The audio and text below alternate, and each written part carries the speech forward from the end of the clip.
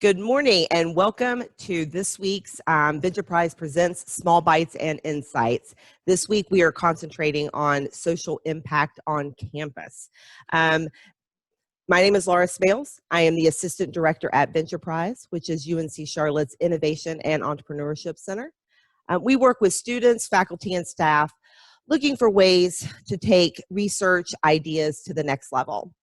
Whether it's commercializing, launching a business, starting a student org, starting a nonprofit, or even a program. These all have basic fundamentals that we work on, which is customer discovery. And we'll hear a little bit about customer discovery throughout this morning's program. But at its core, it's a way to go out and interview industry leaders, potential customers, partners, anybody that's involved in that industry. And you're learning about different problems and different situations that are in this industry so you can help.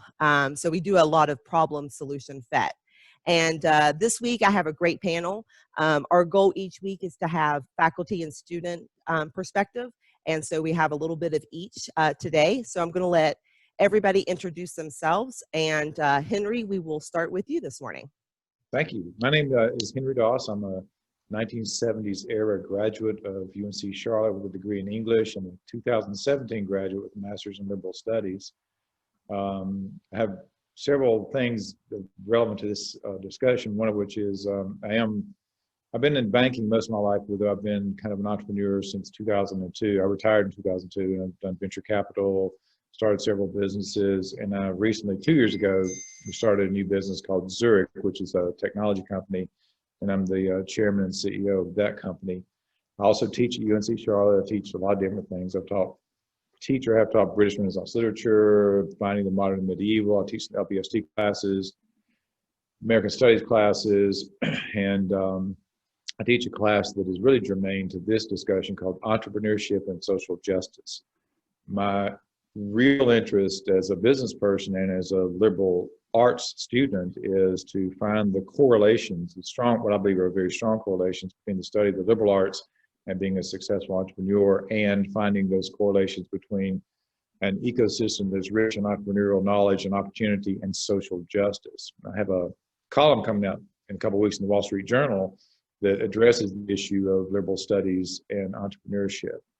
And my leadership entrepreneurship class is Class 3000, Entrepreneurship and Social Justice. And I invite the students on this program today to join that class in the spring, Tuesdays and Thursdays. Absolutely, absolutely. Perfect. And Adam, we'll go to you.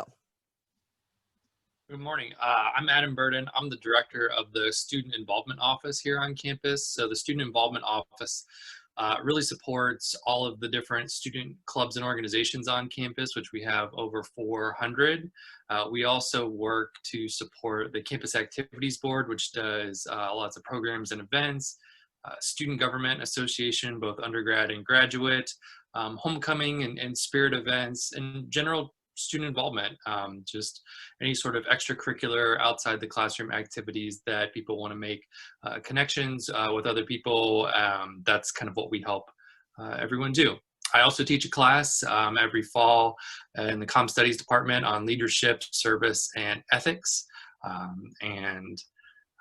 That's it for me right now.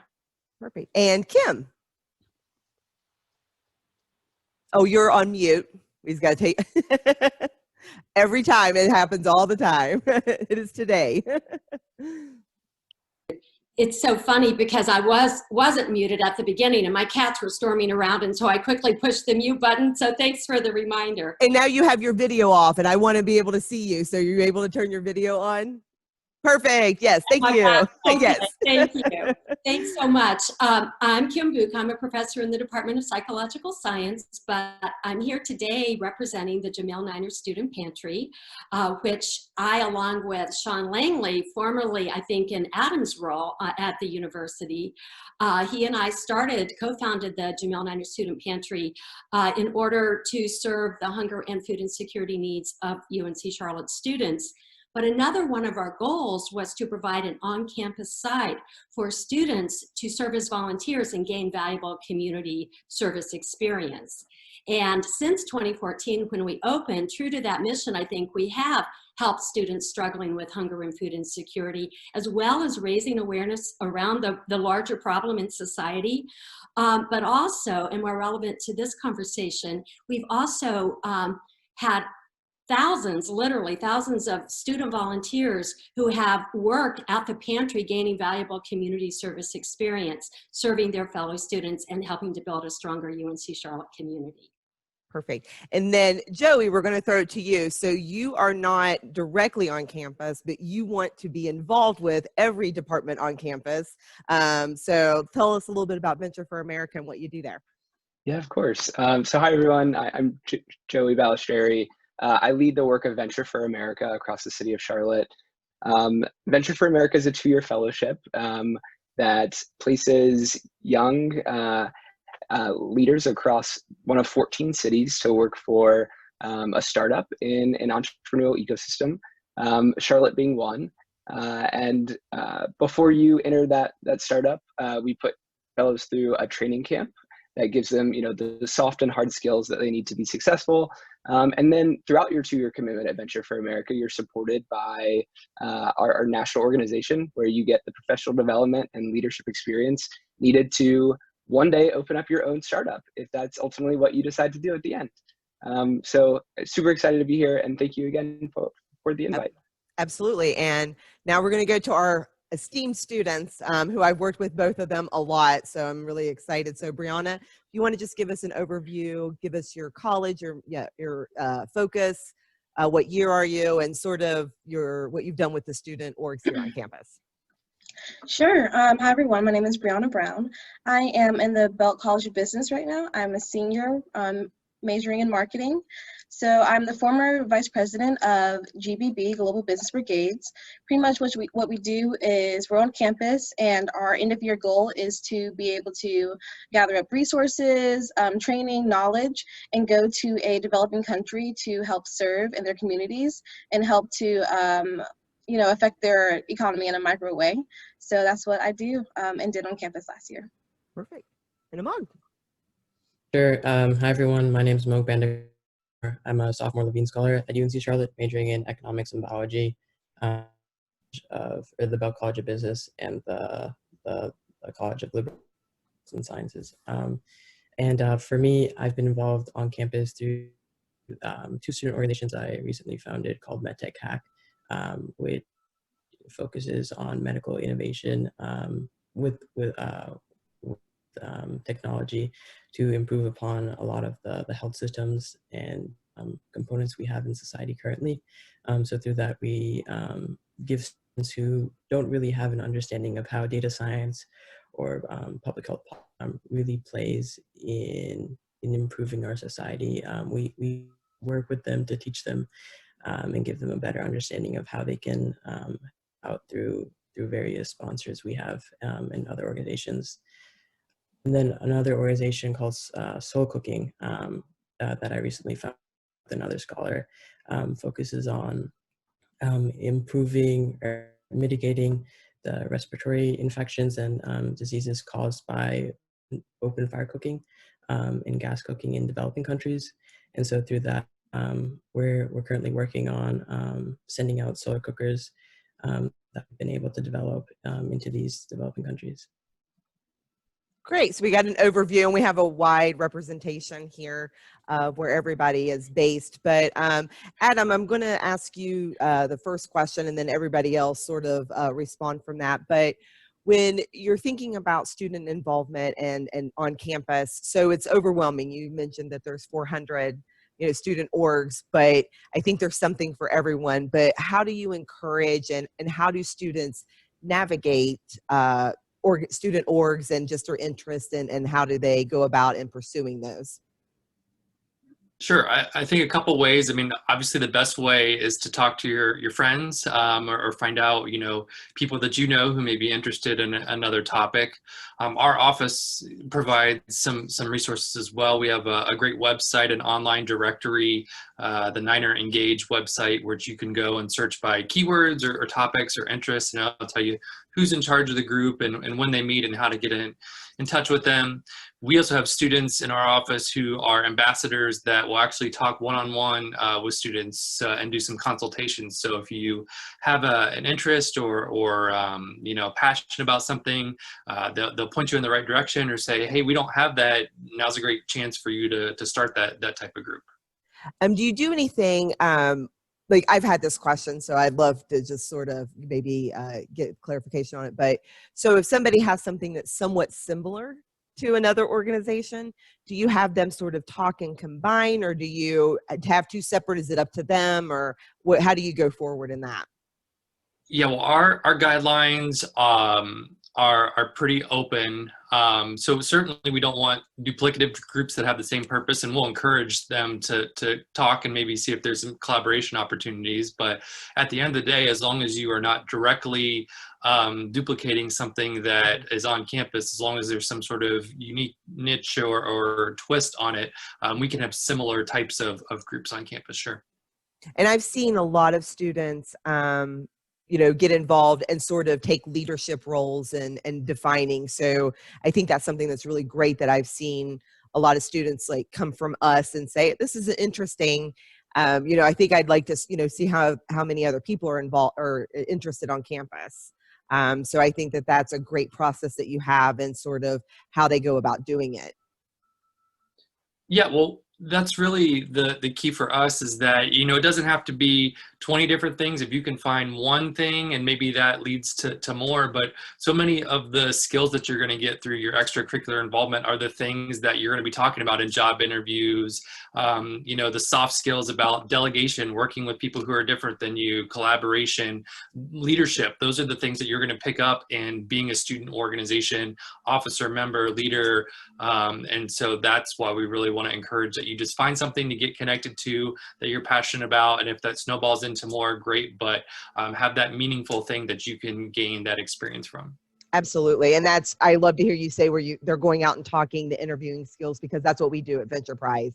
We really want you to get out of the classroom, get out of the lab, and go and talk to people to see where there's a gap, where there is a need. And I think that that's actually, we'll be hearing about that process with two organizations that, you know, one of our students just brought up. So I believe that's a great process for them to go through. And Kim, if you could talk a little bit, so you had a classroom and then you started something on campus that was the student involvement. And I'll remind you that your mute button's on. And but if you could just talk a little bit about how that actually formed and how you got everybody involved. Okay, yeah, I have been teaching service learning centric courses at UNC Charlotte, as many other faculty members. Sounds like Henry's been heavily involved in that. There are tons of service learning courses that even carry the service learning designation if a student takes that course on their transcript, which sends a signal to future employers or graduate schools that the student has had more than a traditional classroom experience, that they've actually been out in the community engaged in service learning. And as for one of those courses, actually it was part of my psychology learning community, which is for first-year students majoring in psychology. I've been running that now for, 15 years, and it has built around community service and service learning. And so one of the things that we want to do is to provide students with deep, meaningful community service experiences. And because they're first-year students, it's hard to find community sites that are accessible to them. Mm-hmm. You know, we didn't have the light rail back when I started doing this, and most of the students that I had in the community did not have cars. And so just coordinating, you know, service sites all around the community that was growing so rapidly, and, you know, some of the sites that were really exciting were too far and inaccessible. So we came up with the idea over many years, really, recognizing the growing problem of hunger and food insecurity right on our campus and thinking, well, what can we do about it? And at the same time we were addressing a legitimate community service need on our campus,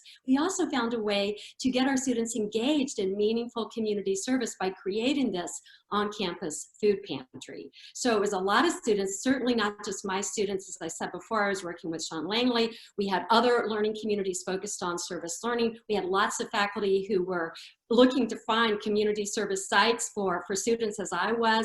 And so, and we had lots of community partners. So definitely related to entrepreneurship, because you can't do this alone. You have to learn how to reach out to your community and find, you know, we worked with lots of surrounding grocery stores and you know, really develop, and our students developed those partnerships. And then we had reciprocity and volunteers. So their employees would come and volunteer with us, and we would send our students to volunteer in the community. It really has been a very synergistic.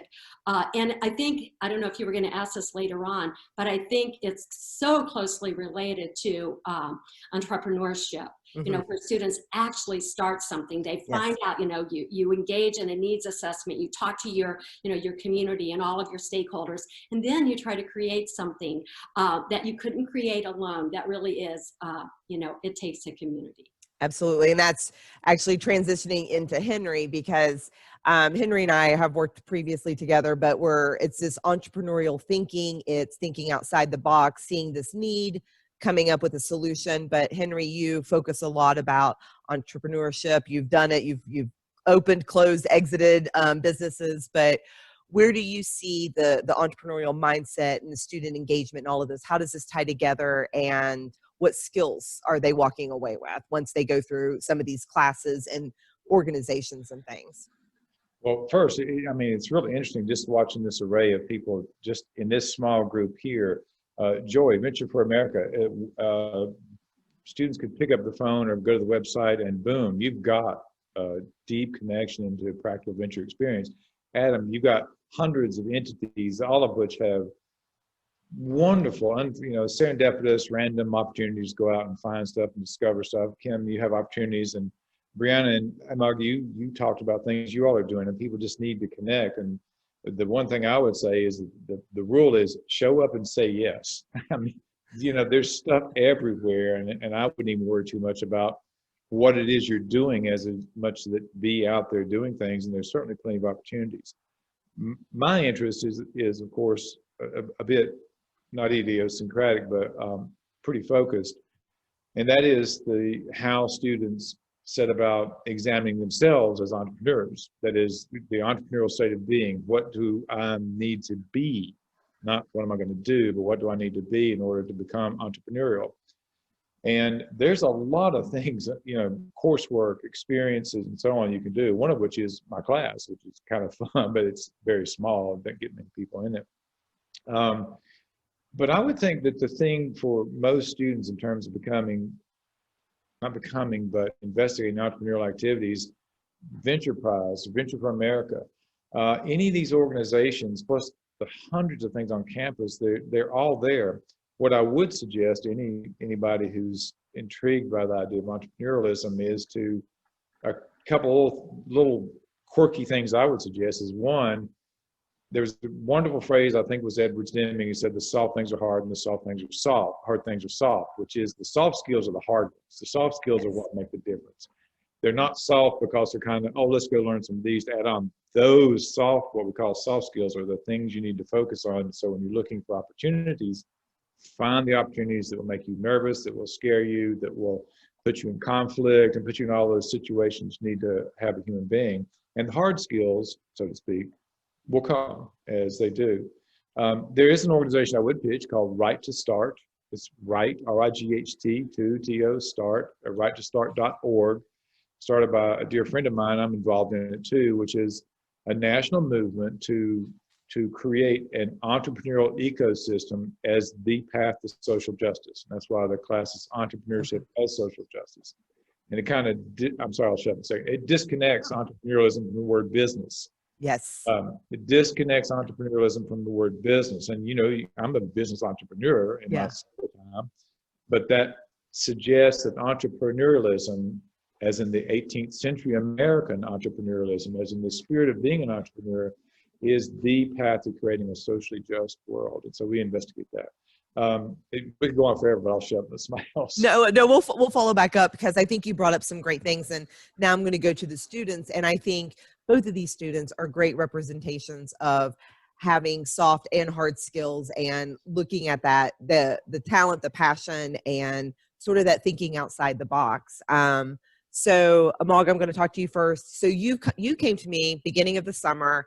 You've worked all summer on 2 projects, totally separate, not really having a lot to do with each other, but these were your interests, these were your passions. If you could just talk about, you introduced them and you talked, but what ignited this and what sort of got you to give us a call at Ventureprise, and sort of what are your goals set, and what do you hope to walk away with in the next 6 months? You're getting ready to go through our I-Corps program. So sort of, what are those goals that you have, and what are you looking to do in terms of impact on campus and things like that? Sure. So solo cooking was actually, the idea came after our, so my senior year summer, before transitioning into college, I was able to go on a 1-month backpacking trip through Wyoming, across the Continental Divide. So doing that, we weren't allowed to have any technology. You're cooking by yourself. It's really remote. And so doing that, we were able to cook with propane fueled stoves. And in doing that, we really realized how much time goes into cooking. We were lucky to have propane fueled stoves, but a lot of places don't have that. And especially in America, a lot of the harmful fuel sources are banned. But in a lot of these developing countries, there's no regulation as such. And so a lot of individuals develop over the course of cooking a lot of negative respiratory illnesses. Can be detrimental. And so initially we started out with the idea of using solar panels to power our stoves.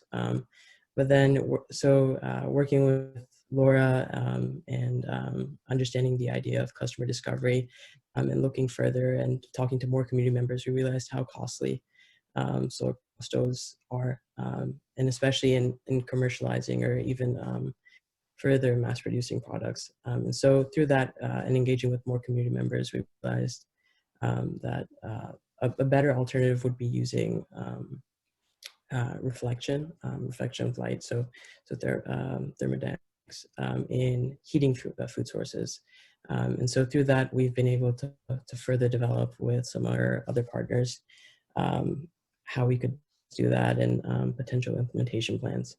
And yeah, and so then my other project, MedTech Hack, actually came about through one of my research engagements in public health. I was able to work with a lot of graduate students in the health informatics and analytics field. And so being exposed to them and really understanding how data science can have an impact on us as a whole, especially through this time we experienced throughout the summer and really this past year, we really realized that there's definitely a need in the community to create some sort of innovation or take a step towards the current processes we have in health.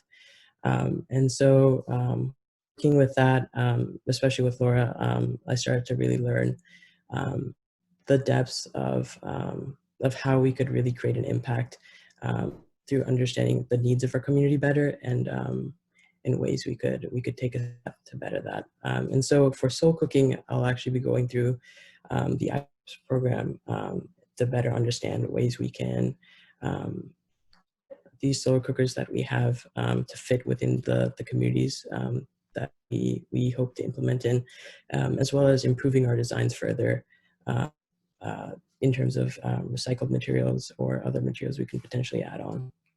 And we've seen you pivot a lot. You did some preliminary customer discovery with me this summer, and sort of because I wanted you to be a little step ahead before the I-Corps program, and but I watched you pivot, and I think that that's a great. You were willing to roll with any punches that you got, because you came back to me a couple times and said, "Oh, we found out this, and wait, we're looking at this." And I think that that's a great quality, because you were embracing what you heard and valuing it. Well, we keep hearing this, it's not with just one, we keep hearing this theme, and you actually already have, a partner. So I think that that's, you're, doing amazing things, and look forward to seeing, what you're going to do. And Brie'anna, I'm going to throw it to you, because you have a lot of skills that sort of, you actually were a part of Ventureprise last year, and and you also did the Global Business Brigades, which is how we met Yeah. and how I recruited you. But sort of talk about, you did a lot of, talk about first Global Business Brigade and what it does and how what skills you gained through that. But then also I want to your experience through Ventureprise and doing some of the table events and talking about entrepreneurship and making an impact, and how we sort of came across, having this message for our students on campus. Right. So with Global Business Brigades, pretty much what we do throughout the entire year is we're recruiting students. We're doing a lot of involvement on campus with the community. I think I mentioned this before, but our end goal is to be able to go into developing countries and speak with their communities and help them reach their goals and whatever they have, and help them just, teach them some basic financial skills, marketing skills, whatever they need to move on to the next level, or to grow, or just to learn, or whatever they want to do. So I feel like definitely working with Global Business Brigades. And I think, Adam mentioned this before, is really you're learning about, communication skills, time management, project management, collaboration, all of those things really goes into, these organizations on campus. So, yeah, I think that kind of helped me more in moving on with Ventureprise. And like I said, Laura, we met through Global Business Brigades, and then I was connected with you during the summer, and I was like, I want to learn more about economic development, more. What can I do with Ventureprise? And here I am now. So with Ventureprise, I did a lot of recruitment and a lot of groundwork in speaking to students as, what is entrepreneurship to you? What do you think it is? How do you think it can help you? Do you know about the resources on campus that can help you elevate and help you build a business, or help you, with a social impact that you want to create? And we got a lot of interesting responses from students about what entrepreneurship is and about the sort of impact that they can have on campus. So that was really interesting to hear some students and their responses. I think sometimes we see entrepreneurship as kind of the new wave, especially on social media and these social platforms, but it's really about doing the research and the customer discovery, and learning about your market and learning about the needs that we have in our communities. So yeah, did I answer your questions? You did, absolutely. And then now I'm going to go down to Joey. And so you've heard from two students, you've heard from some of the stuff that we do on campus, but in terms of Venture for America, what are you looking for, some candidates, but how do you define entrepreneurship, entrepreneurial thinking? What are you trying to enhance and embrace with your program? Yeah, so ultimately VFA was founded back in 2012 when we were trying to mitigate a pretty sharp decline in entrepreneurship. We were at a 17-year low. So we wanted to serve as a pathway for entrepreneurs, despite the color of your skin or your gender, which ultimately we know are things that hold people back from ultimately becoming founders. So I found that a lot of people that come to our program think that they want to found a company, think that they want to one day have a startup, and throughout their 2-year commitment at Venture for America, they really dive deeper into that. Whether it's working side by side a founder and seeing the type of commitment that goes into that, and sometimes they walk away from the program and decide that they don't want to, which is also okay. The other really wonderful piece that I've seen is sort of the opposite. This past year, we had two 2018 fellows in the city of Charlotte that founded two different companies that have gotten significant funding across the city, that have sort of been lifted onto a national platform, that have gone on to continue to go through accelerators. They went through our accelerator program. They're now both in 2 others. Is that Rebundle? Is one of those Rebundle? It is, yeah. Ventureprise launch. Yeah.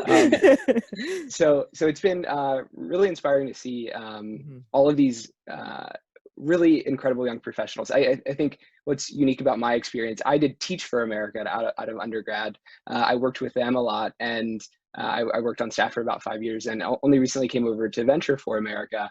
And it's incredible to see the mindset of all of these young leaders with a drive and passion and hunger that I've never seen before. It's incredibly inspiring to be around. And I think something that's incredible for the city of Charlotte is we bring, each year about 15 new fellows to the city of Charlotte.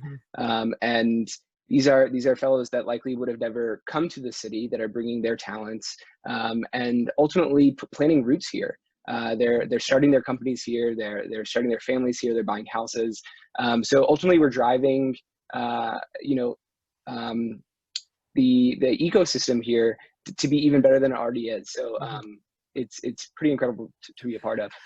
Through their schooling, and if you could just, I know, because I get some questions about this, what are some things that would enhance like their application, but that they could do on campus? Any of these things that we've been talking about, or what are sort of some things that highlight, okay, this is it? Because I will say UNC Charlotte did have their first VFA fellow last year, and that is Miguel Avila, who is a Ventureprise launch and Ventureprise 49er founder, 49er Foundry alum, but he was our first UNC Charlotte graduate to be a part of this program.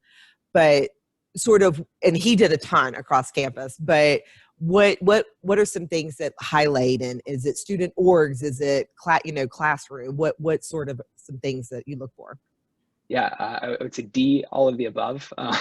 We really want people that are well-rounded, that I don't think that necessarily a clear mission or idea is required to apply, but we certainly probe for leadership skills, grit, and the way that you handle really tough challenges, knowing that that's going to be, the way in which the rest of your career in entrepreneurship will likely go. I think we look for a wide array of people who are willing to get their hands dirty and have a passion and hunger for entrepreneurship, but at the same time have leadership skills and leadership scenarios that they can point to throughout the application and interview process that is going to get them through, pretty transparently, a pretty long interview day. It's a one-day event, about 6 hours. That's pretty tough, but we really pride ourselves in being open to everyone.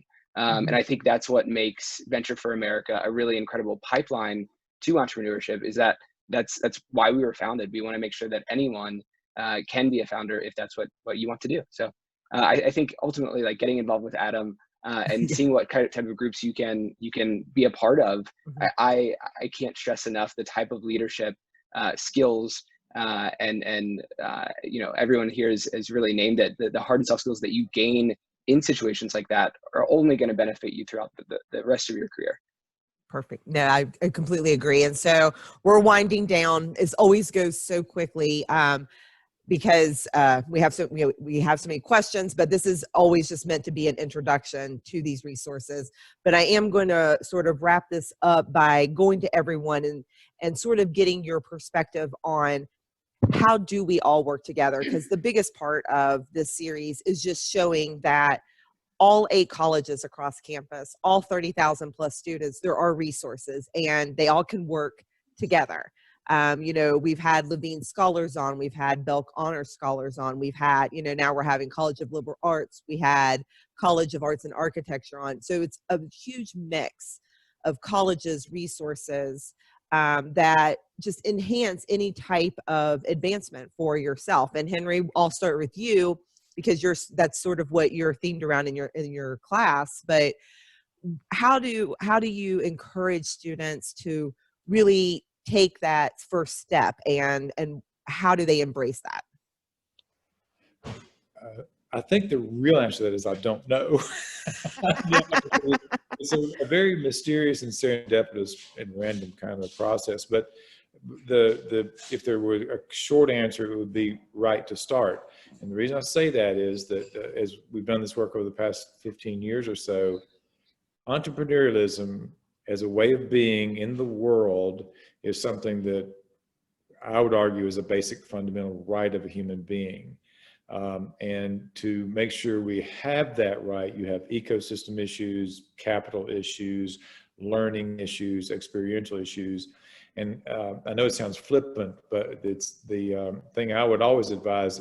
Just here, we've got 1/10, 1/100th of resources on the UNCC campus alone and external sources. Show up and say yes, talk to people, talk to everybody you can find. You know, the answer is an emergent factor of conversation, so get into it and just call somebody.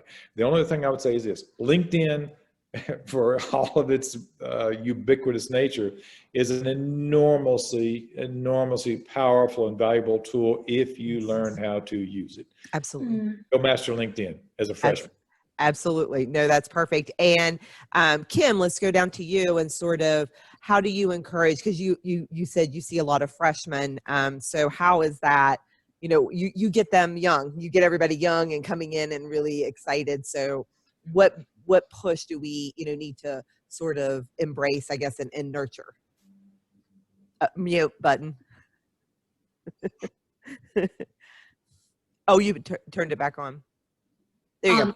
Hey, thanks. I think the first thing is awareness and exposure. I think, you know, when we first, you know, get students, especially faculty members, it's our tendency to focus on the curricular experience. And I think it's really up to all of us as faculty members to encourage development of students in all areas. And that, of course, has to involve the co-curricular or extracurricular experience.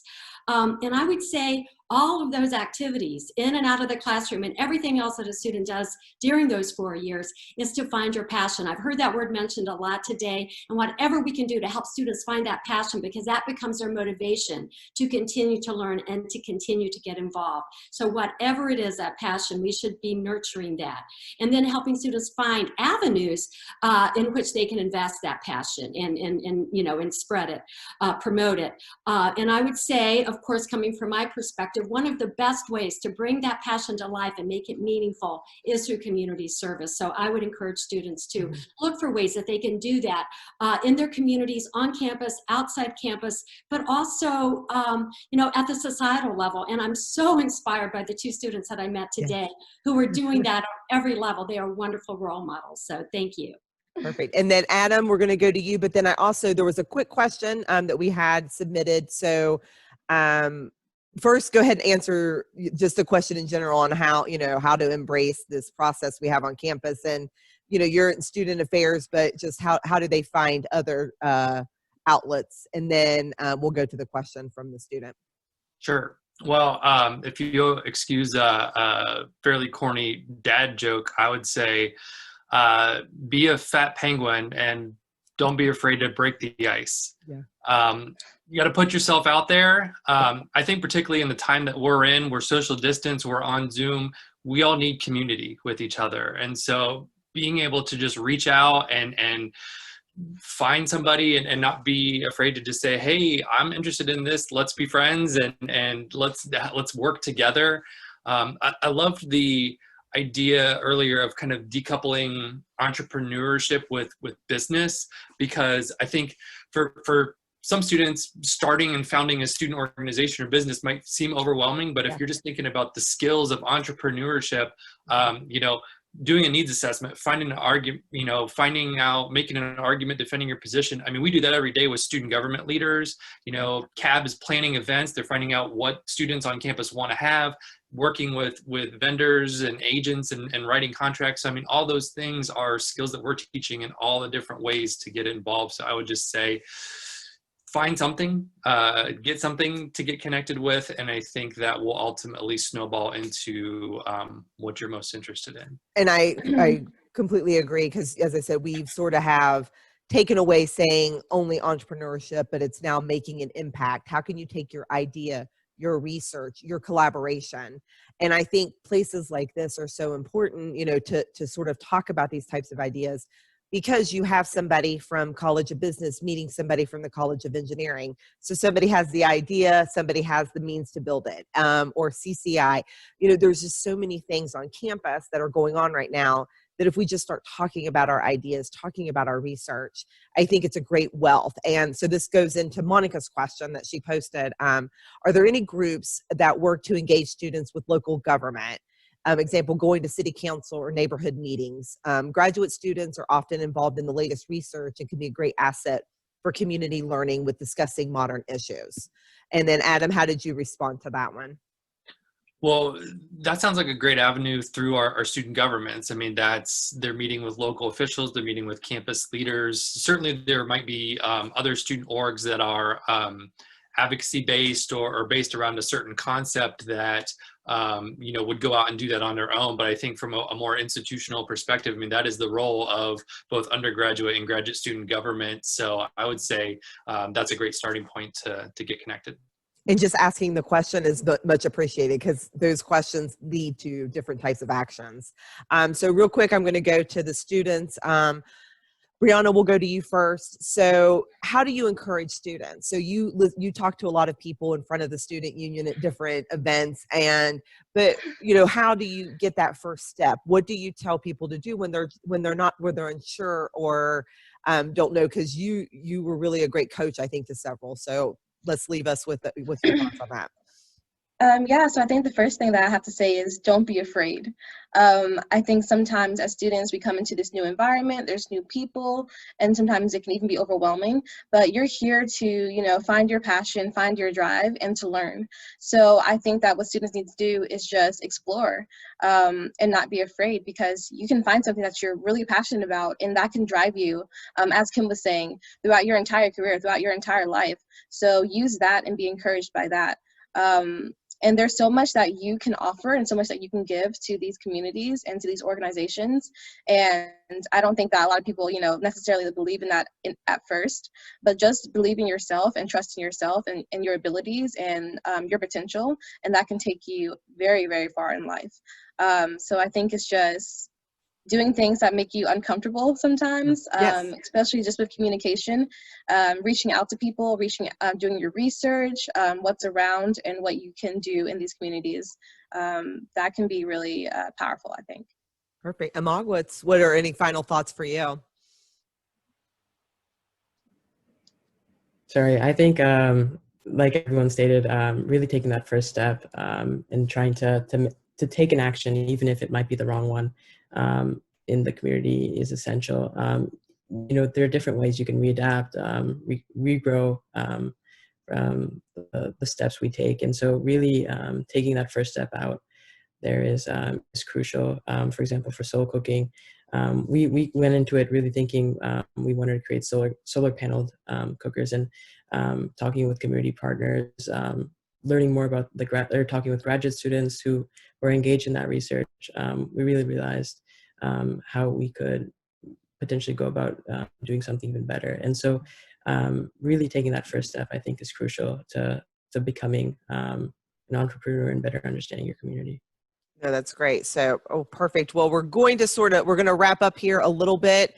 I want to thank everybody, but I do want to leave everybody with a few final links and everything that will be available. But Joey, real quick, if you want to go over, you have an application process coming up, and deadline is, so if you want to just, we'll have this available, and we'll probably have you back on campus, actually, since this is, but if you want to just briefly talk about the application real quick. Yeah, sure. So we have 4 application deadlines throughout the year. It's on a rolling basis, so you would apply, as long as you apply before January 29th, you are eligible for the 2021 cohort, which will begin after graduation. And if you apply before November 20th, you can start your interview process a bit earlier and ultimately prepare for our match process, which is the way in which we connect our incoming fellows with our company partners. So ultimately you come into the program a bit more prepared the earlier you apply. So I'd certainly push everyone to apply for that next application deadline on November 20th. Great.